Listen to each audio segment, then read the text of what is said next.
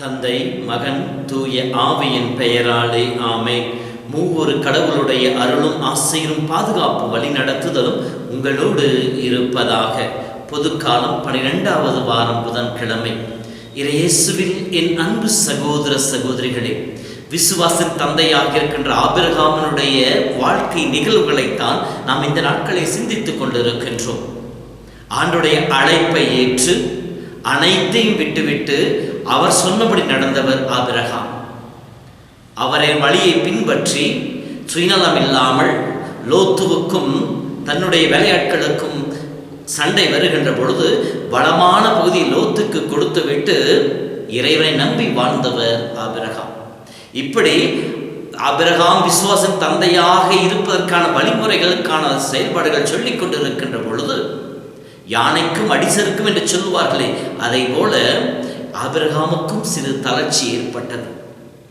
ஏனென்றால் கடவுள் அழைத்தார், அவரை பின்பற்றி வந்தேன், இத்தனை ஆண்டுகள் ஆகியும் எந்த ஒரு வாக்குறுதி நிறைவேறவில்லையே என்கின்ற அந்த ஒரு சலனம் ஆபிரகாமின் வாழ்க்கையும் சிறிது தட்டி பார்த்தது.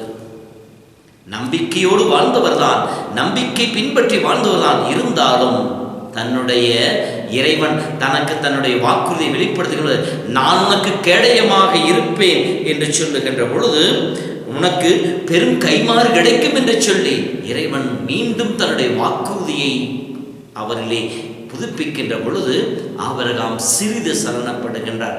ஆண்டவரே, எனக்கு என்னதான் கிடைக்கும், எனக்கோ மகன் இல்லையே என்கிற தன் குறைபாடை வெளிப்படுத்துவதாக இருக்கின்றது. உன்னுடைய சந்ததி கடற்கரை மணலை போலும் வானத்து விண்மீனை போல இருக்கும் என்று சொல்லி இறைவன் அவருக்கு வாக்குத்தத்தம் கொடுத்தார். உடன்படிக்கை செய்து கொண்டார். நம் தேவன் உடன்படிக்கையின் தேவன். கொடுத்த அருளையும் விடுத்த அழைப்பை ஒருபோதும் திரும்ப பெறாத தேவன் நம்முடைய ஆண்டவர்.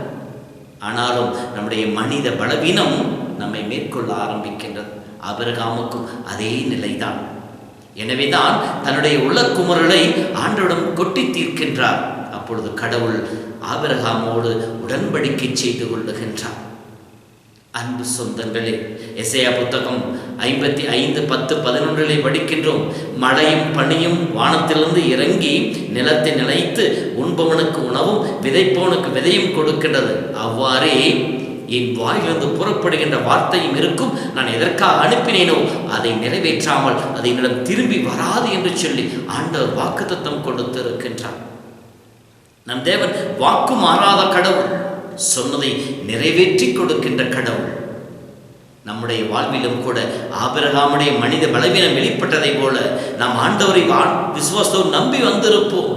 நம் ஜெபங்கள், நம்முடைய மன்றாட்டுக்கள், நவநாள்கள், இப்படி பல ஆன்மீக காரியங்களை முன்னெடுத்து நம்முடைய விசுவாசத்திலே நாம் தொடர்ந்து முன்னேறிக்கொண்டே இருப்போம். எத்தனையோ தளர்ச்சிகள், எதிர்ப்புகள் வந்த போதும் கூட நாம் விசுவாசத்தை கைவிடாதவர்களாக நிலைத்து நிற்பவர்களாக இருப்போம்.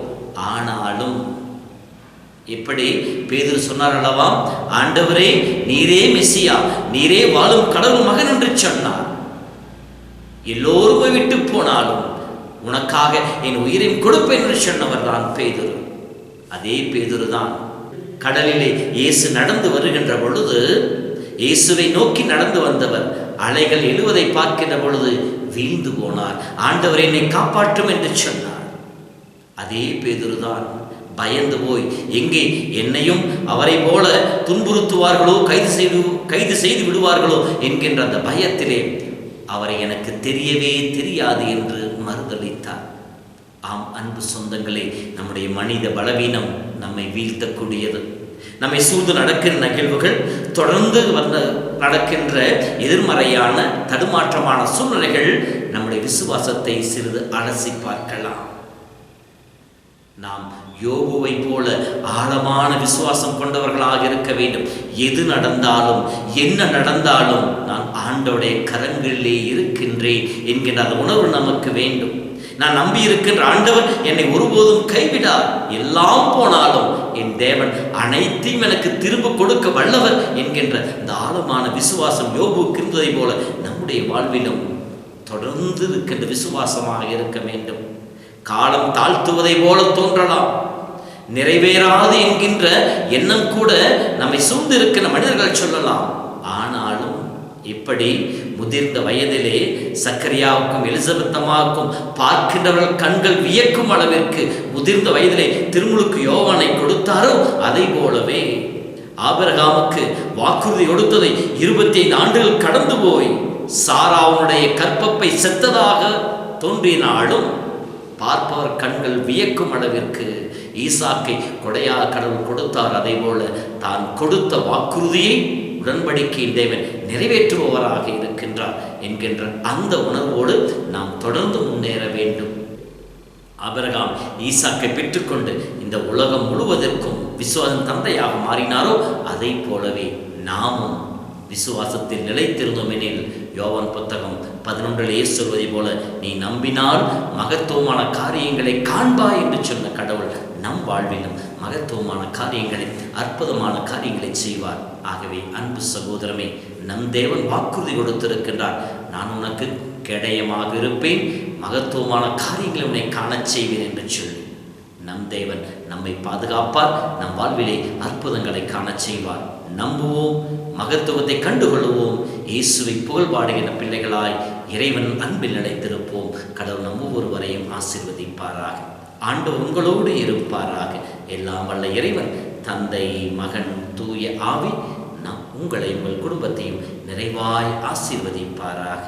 ஆமென். நம்பிக்கை இழக்காதே மனமே, நம்பிக்கை இழக்காதே,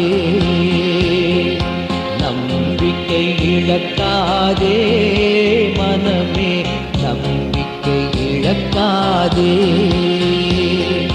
இயேசுவில் நம்பிக்கை வைத்திடு, என்றுமே கலங்காதே, நீயும் என்றுமே கலங்காதே. நம்பிக்கை இழக்காதே.